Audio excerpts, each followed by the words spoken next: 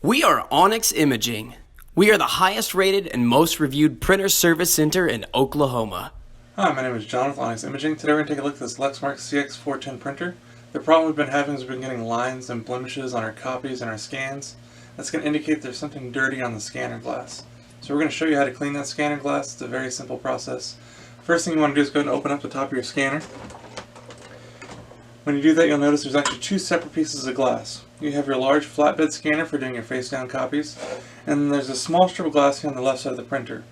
And in case you've ever wondered what that piece of glass is for, whenever you're making copies or scans and you're using this top document feeder, all that's being copied or scanned on the small strip of glass here on the left.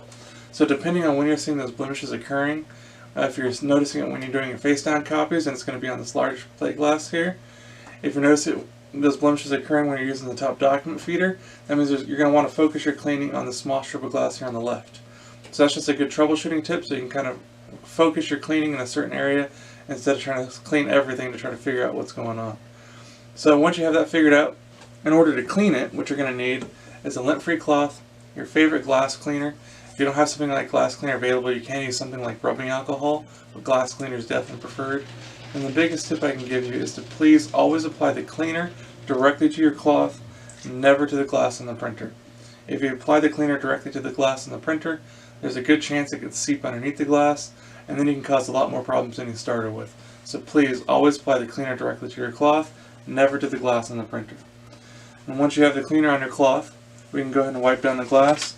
You want to make sure you remove any kind of lint, dust, dirt, fingerprints, built up ink, especially from this little small strip of glass on the left from the automatic paper feed.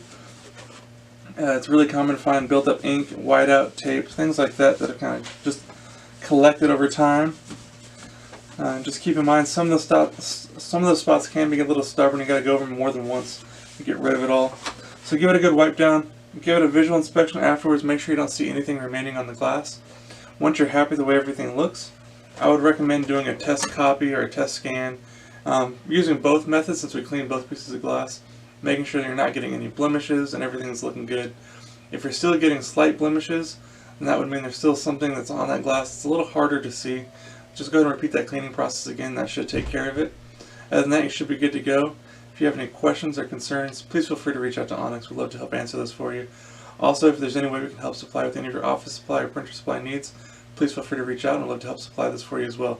Other than that, we hope you have a great day and you're back up and printing. Thank you. Thank you for watching. If you're interested in how you can receive free labor on all of your service calls, as well as how to qualify for free printer upgrades, contact us today. We are here for all of your printer and office supply needs.